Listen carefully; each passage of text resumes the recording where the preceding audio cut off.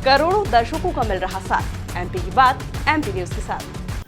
भारत देश को कृषि प्रधान देश कहा जाता है और कृषि प्रधान देश के दिल में यदि जब भी बात होती है राजनीति की तो मध्य प्रदेश का नाम खुद ब खुद जुबान पर आ जाता है।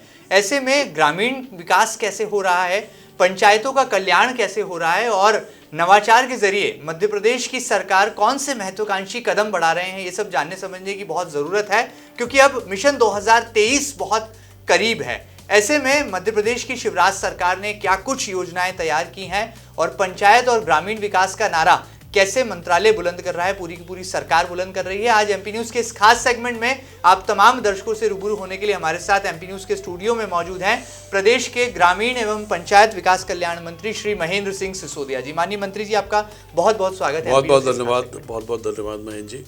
जिस तरह से हमने देखा है कि आपकी एक अलहदा राजनीतिक शैली है, आप जो भी काम हाथ में लेते हैं, जो भी काम ठान लेते हैं, उसे परिणाम तक पहुंचाते हैं। किस तरह से आप देखते हैं कि मध्य प्रदेश में सरकार में एक बड़ा विभाग जिसकी जिम्मेदारी आपके कंधों पर सरकार ने सौंपी है, किस तरह से आपने उसमें नवाचार किए और हाल ही में हुए पंचायत के नगरीय निकाय के जो चुनाव रहे उसमें भारतीय जनता पार्टी का कमल खिलाने में किस हद तक आप कामयाब रहे और क्या मानते हैं पिछले दिनों सरपंच सम्मेलन के जरिए जो तमाम वादे किए गए, जो सरकार ने बड़े दावे किए और एक संवाद का बड़ा मंच तैयार किया, आपको क्या लगता है ग्रामीण विकास का जो हमारा सपना है उसको साकार करने की दिशा में कैसे महत्वाकांक्षी कदम बढ़ रही है? सर्वप्रथम तो मैं आपका दिल से बहुत बहुत धन्यवाद दूंगा कि आपने मुझे इस लायक समझा और आज अपने स्टूडियो में मुझे आमंत्रित किया, उसके लिए बहुत बहुत धन्यवाद है। आपने प्रथम जो बात मुझसे पूछी कि कार को मंजिल तक पहुंचाने का जो एक मकसद होता है, कोई भी पॉलिटिकल लीडर हो, और ये बात मैंने अपने जीवन में अपने नेता कैलाशवासी महाराज माधवराव सिंधिया जी से और वर्तमान महाराज ज्योतिरादित्य सिंधिया जी से सीखी है कि या तो किसी काम को लो मत, अगर किसी काम को और किसी जिम्मेदारी को लिया है तो उसको उस हद तक हमको जिम्मेदारी कॉम्पिटेंसी के साथ निभानी चाहिए, पूरी जिम्मेदारी के साथ निभानी चाहिए कि उसको हम अंजाम तक पहुंचा सकें। और उसी मकसद को लेकर मैं आज जो भी कार्य करता हूँ उसी चीज़ को लेकर करता हूँ, रिस्पॉन्सिबिलिटी समझ के और अपना कार्य समझ के मैं वो कार्य करता हूँ और उसमें मुझे निश्चित रूप से सफलता प्राप्त होती है। जहाँ तक पॉलिटिकल आपने जो बात कही ग्रामीण विकास की, मैं आपको बताना चाहता हूँ आपके चैनल के माध्यम से कि 2013 से पूर्व में जब शिवराज सिंह जी की सरकार मध्य प्रदेश में आई, ग्रामीण विकास का कार्य तभी प्रारंभ हुआ। अन्यथा हमने कांग्रेस पार्टी का टेन्योर भी देखा है, माननीय अर्जुन सिंह जी का टेन्योर, माननीय श्यामाचरण जी का टेन्योर, माननीय दिग्विजय सिंह जी का टेन्योर, किंतु जो कार्य ग्रामीण विकास के सर्वाधिक प्रारंभ हुए वो शिवराज सिंह जी की सरकार में हुए। और मैं आज मध्य प्रदेश में ग्रामीण विकास में अगर किसी को योगदान मानता हूँ तो मुख्यमंत्री शिवराज सिंह जी चौहान का मानता हूँ। और आज भी हमारी ऐसी सैकड़ों योजनाएं हैं जिस पे तीव्र गति से कार्य चल रहा है और उन्हीं को लेकर ये पंच सरपंच सम्मेलन जो मध्य प्रदेश में आयोजित किया गया था, ये भी मध्य प्रदेश का पहला पंच सरपंच सम्मेलन था जो किसी मुख्यमंत्री ने डायरेक्ट संवाद जो है हमारे जनप्रतिनिधियों से किया हो। बिल्कुल ठीक बात है, बड़ी बात है। यहाँ पर यही शायद नवाचार हैं जो कि इस विभाग को महत्वाकांक्षी भी बनाते हैं और सरकार का कितना ज़्यादा फोकस है इस पर भी जो है ध्यान केंद्रित करते हैं। आगे बढ़ते हैं मंत्री जी, हमने देखा कि आपकी राजनीतिक कार्यशैली ऐसी है कि आप सबको अपना बना लेते हैं। मुख्यमंत्री शिवराज सिंह चौहान हो या फिर केंद्रीय मंत्री ज्योतिरादित्य सिंधिया, दोनों के साथ में गजब की पॉलिटिकल केमिस्ट्री आपकी दिखाई पड़ती है। मंच पर हमने ऐसी कई तस्वीरें भी देखी हैं। मैं कल ही की बात करूं तो शिवपुरी जिले को जो बड़ी सौगात सरकार ने दी है, उस दरमियान भी जो है कमान पूरे कार्यक्रम की आपके हाथों में रही और बतौर प्रभारी मंत्री आपने उसकी एक सशक्त भूमिका भी निभाई। कैसे कर पाते हैं आप ये? देखिए, जहाँ तक हम लोग भारतीय जनता पार्टी के कार्यकर्ता हैं और महाराज सिंधिया जी निश्चित रूप से हमारे नेता थे और आज भी नेता हैं और हमारे नेता भी भारतीय जनता पार्टी के कार्यकर्ता अपने आप को मानते हैं। शिवराज जी हमारे प्रदेश के मुख्यमंत्री हैं, उनके मंत्रिमंडल में उन्होंने हम सबको स्थान दिया है और उस उनकी गरिमा और उनकी बात को रखते हुए मैं मंत्रिमंडल में अपने कैप्टन जो हमारे शिवराज सिंह जी हैं उनकी हर बात का पालन मैं अपना धर्म और कर्म बन के समझ करता हूं और जीवन पर्यंत करता रहूंगा।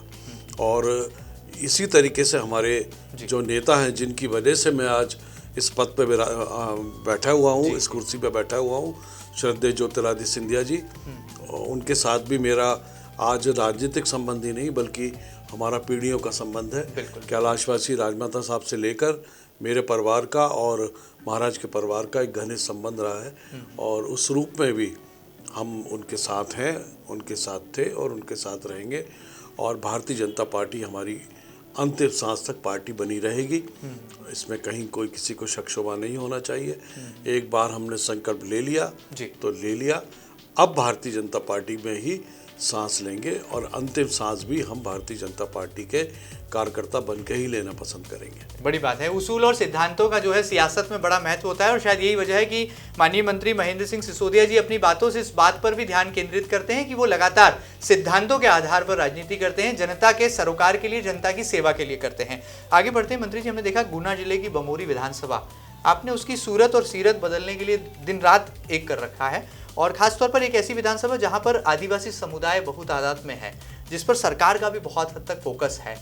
कैसे आपने आदिवासी भाइयों का दिल जीत रखा है कि वो झाबुआ जाएं, अलीराजपुर जाएं, जोबट जाएं या भाबरा जाएं, लेकिन वो बमोरी में उनके नेता को कभी भूलते नहीं है, यानी कि सिसोदिया जी से और सिसोदिया परिवार से जो उनका लगाव है, इसके पीछे क्या कोई गुरु मंत्र है, कोई जादू है आपके पास? नहीं, ऐसा कोई जादू नहीं है। पहला आपने जो मेरी विधानसभा के विकास को लेकर जो बात कही, मैं आपको बताना चाहूँगा कि गुना का जो बमोरी विधानसभा का क्षेत्र है, ये गुना जिले में आता है और पूर्ण रूप से ग्रामीण परिप्रेक्ष्य उसका कार्य क्षेत्र है। बिल्कुल। कैलाशवासी महाराज माधवराव सिंधिया जी ने प्रथम बार इस क्षेत्र को अपनाया था और उन्होंने ही संपूर्ण विकास में जो गति लाई थी, वो मध्य भारत के बाद में जब कांग्रेस पार्टी सत्ता में आई है, तब माधव महाराज ने वहाँ पे डैम और नहरों का कार्य कराया। और उसके बाद लोग आते गए, धीरे धीरे गति बढ़ती गई। फिर महाराज ज्योतिरादित्य सिंधिया जी के सांसद बनने के बाद उस विकास कार्य में जो उनके पूज्य पिताजी ने छोड़े थे, उसमें उन्होंने तीव्र गति से काम करना प्रारंभ किया, चाहे वो सड़कों का माध्यम से हो, चाहे पुल पुलियाएँ हों, चाहे स्कूल्स हों। महाराज सिंधिया जी ने उसमें बहुत काम किया और उन्हीं से सीखकर जो मेरी ग्रूमिंग हुई, वो ग्रूमिंग भी बड़े महाराज के सानिध्य में, क्योंकि मैं उनका सांसद प्रतिनिधि भी रहा और इनका भी मैं रहा, तो वो जो ग्रूमिंग और ट्रेनिंग मुझे प्राप्त हुई, आज उस पूरी ट्रेनिंग का लाभ मुझे मंत्री बनने के बाद मिल रहा है और उसी के माध्यम से मैं अपने क्षेत्र का विकास कर रहा हूँ। और आज मुझे गर्व है इस बात का कहते हुए कि 15,000 से 17,000 करोड़ के काम 2 वर्ष में भारतीय जनता पार्टी की सरकार में हमने अपनी विधानसभा क्षेत्र में कराए हैं। चाहे वो डैम हो, चाहे सड़कें हों, चाहे पुल पुलिया है, चाहे कॉलेज हो, कॉलेज नहीं था वो कॉलेज भी हमने सैंक्शन करा लिया है। और आज मैं दावे के साथ कह सकता हूं कि मध्य प्रदेश की बहुत सारी विधानसभाओं से अलग हट के मेरी बमोरी की विधानसभा है। और जहां तक आपने आदिवासियों की बात की है, जीतने की बात है, हाँ। आदिवासी एक ऐसी जाति है जो प्रेम की भूखी है, वो मेहनत का श्लोक है, उनको कोई लग्जरी नहीं चाहिए, किंतु वो अपना सम्मान और प्रेम ये चाहते हैं। और मैंने अपने आप को उनके अंदर ढालने का पूरा प्रयास किया, उनको जीवन में प्रेम के अलावा और भी जो भी आवश्यकता थी, जो मैं कर सकता था, मैंने की। और एक सबसे जो महत्वपूर्ण चीज़ है वो है अपनत्व की भाषा, जो मैंने आदिवासी को ये महसूस कराया कि नहीं, महाराज दिल्ली चले गए तो कोई बात नहीं, हमारा संजू भैया तो है। ये भावना जब वोटर में आ जाती है तो उसका लाभ निश्चित रूप से प्राप्त होता है। बिल्कुल ठीक बात। चलिए, बड़ी बात है, राजनीति में ये सरलता का होना एक बड़प्पन का परिचायक भी होता है, और शायद वही जो बड़प्पन है वो कूट कूट कर आपके व्यक्तित्व में हमें नजर आता है। हमने देखा है कि आप बहुत एक्शन ओरिएंटेड मिनिस्टर हैं, आप तुरंत जो है निर्देश जारी करते हैं, चाहे कलेक्टर हो चाहे एसपी हो, छोटी सी गलती पर जो है आप फटकार लगा देते हैं। और शायद यही वजह है कि आपकी विधानसभा और खासतौर पर गुना जिले में जब भी कुछ गड़बड़ होती है तो आपका गुस्सा जो है वो सामने आ जाता है। तो ये गुस्सा जनता के लिए है, जनता की लड़ाई के लिए है, और किस तरह से? देखिए, इस शब्द को मैं थोड़ा सा ठीक करना चाहूँगा। गुस्सा, ये गुस्सा नहीं है, ये परफॉर्मेंस को लेकर नाराजगी अपन कह सकते हैं कि किसी अधिकारी ने अगर किसी गरीब का काम नहीं किया तो मुझे निश्चित रूप से एक एंगुश होता है, एक एंग्जाइटी होती है कि नहीं, क्यों नहीं किया आपने इसका काम, ये चूँकि गरीब है इसलिए आपने काम नहीं किया। तो इसको गुस्सा नहीं कहेंगे, इसको परफॉर्मेंस रिलेटेड बात कहेंगे कि चूँकि परफॉर्म नहीं कर रहे हैं अच्छे से, इसलिए मैंने रिएक्ट उस पर किया जी। तो अमूमन मैं ठंडे दिमाग का आदमी हूँ और जब मस्ती में होता हूँ तो मस्ती करता हूँ और जब काम का समय होता है तो जिम्मेदारी से काम करता हूँ। हाँ, एक बात अवश्य मैं कहूँगा कि मेरे को रिजल्ट इमीडिएटली चाहिए होते हैं। बड़ी बात। अगर कोई अधिकारी या मेरा सबऑर्डिनेट मेरे एक्शन पे रिजल्ट नहीं देता है इमीडिएटली, तो मुझे निश्चित रूप से गुस्सा भी आती है और पेन भी होता है। बिल्कुल, हमने देखा शिवराज जी भी आजकल जो है इसी तेवर के जरिए जो है सुर्खियों में है, लगातार मंच से वो बात करते हैं और पता लगता है कि उनको कोई शिकायत मिली है तो मंच से ही सस्पेंड कर देते हैं। तो ये जो स्टाइल है अब ये धीरे धीरे मुझे लगता है कि जनता के बीच में उनको लोकप्रिय भी बना रहा है। देखिए, एक राजनेता और एक राजा जी, दोनों के बीच फर्क क्या है कि राजनेता को जनता को खुश भी रखना है, बिल्कुल बिल्कुल, और एक बैलेंस बना के चलना है बिटवीन राजनेता एंड अधिकारी। करेक्ट। शिवराज जी उसमें बहुत माहिर हैं। और अभी जो उनका एक्शन चल रहा है, क्योंकि फीडबैक आता है कि अधिकारी सुन नहीं रहे हैं, ये नहीं कर रहे, तो जब वो जाते हैं प्रैक्टिकल क्षेत्र में और उनको फीडबैक मिलता है तो निश्चित रूप से गुस्सा आना चाहिए। और जो एक्शन उनके हैं उसका मैसेज भी एक जनता में बहुत ज़बरदस्त जा रहा है कि शिवराज जी, और हम भी मिनिस्टर्स जब बैठते हैं तो हम भी यही बोलते हैं कि भाई आजकल तो शिवराज जी इन एक्शन, खतरनाक मूड में है। हाँ, तो होना चाहिए एक्शन। एक्शन भी होना चाहिए और प्रेम भी होना चाहिए। तो शिवराज सिंह जी दोनों चीज़ों का मेल है, प्रेम भी है, भय भी है, दोनों चीज़ों का मिश्रण उनको मैं कह सकता हूँ। बिल्कुल ठीक बात है। एक्शन के बाद जो है रिजल्ट आता है और शायद यही वो एक्शन ओरिएंटेड पॉलिटिक्स है जिसकी दरकार है और जनता भी यही चाहती है कि यदि उसकी कोई समस्या है तो माननीय मंत्री जी उसको तत्काल समाधान कर दें। और ऐसे में यदि अधिकारी अवरोध पैदा करते हैं तो गुस्सा आना भी लाजमी है और नाराजगी जाहिर करना भी मुझे लगता है कोई गैरवाजिब नहीं कहा जा सकता। आगे बढ़ते हैं मंत्री जी, हमने देखा है कि केंद्रीय नागरिक उड्डयन मंत्री ज्योतिरादित्य सिंधिया जी लगातार नवाचार कर रहे हैं, अपने विभाग, अपने मंत्रालय के जरिए पूरे देश की एक वैश्विक छवि बनाने के लिए वो काम कर रहे हैं। एयरपोर्ट्स की संख्या बढ़ाना हो या एयरपोर्ट का विस्तारीकरण करना हो या ग्वालियर में नए एयरपोर्ट टर्मिनल की सौगात देना हो, किस तरह से आप देखते हैं उनकी कार्यशैली को? और हमने ऐसा भी सुना है कि आप उनके बहुत करीबी और बहुत विश्वास पात्र मंत्री हैं। तो जब सिंधिया जी एमपी की रिपोर्ट आपसे लेते होंगे, आपसे चर्चा करते होंगे, तो कौन से ऐसे खास मुद्दे हैं जिस पर जो है आप उन्हें पूरे जो है जानकारी भेजते हैं या तमाम चीज़ों को लेकर अपना फीडबैक, अपना रिएक्शन उन तक पहुँचाते हैं? देखिए, पहले तो मैं क्लियर कर दूँ कि महाराज सिंधिया जी किसी से फीडबैक नहीं लेते जी।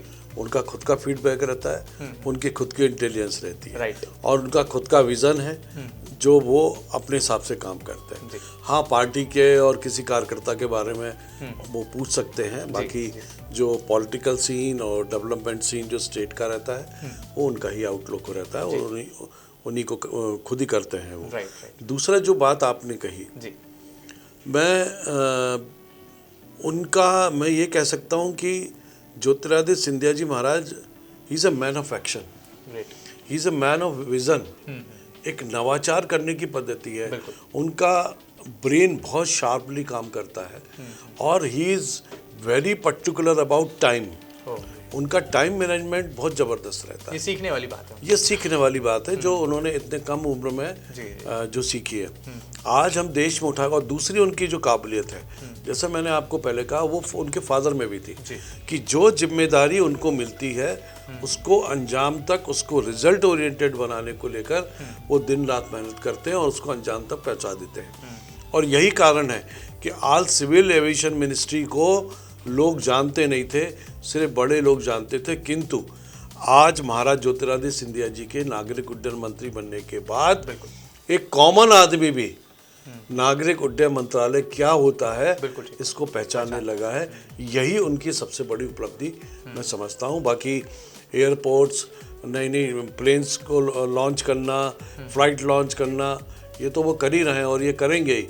रेलवे में थे तब भी करते थे, जब ऊर्जा मंत्री बने देश के तब भी उन्होंने सब स्टेशन से लेके सारी पूरी जितनी भी चीज़ थी ऊर्जा को लेके वो की। तो ही is a man of work, he is a man of action and he is a man of vision. He is a man of MP also in future? Of course, no doubt about it. First of all, he think about his state. Right, correct. चलिए, बड़ी think about his public. Exactly. हाँ, उसके बाद सारी दुनिया है। बड़ी बात है। तो charity begins at home. Great, चलिए बहुत बड़ी बात है।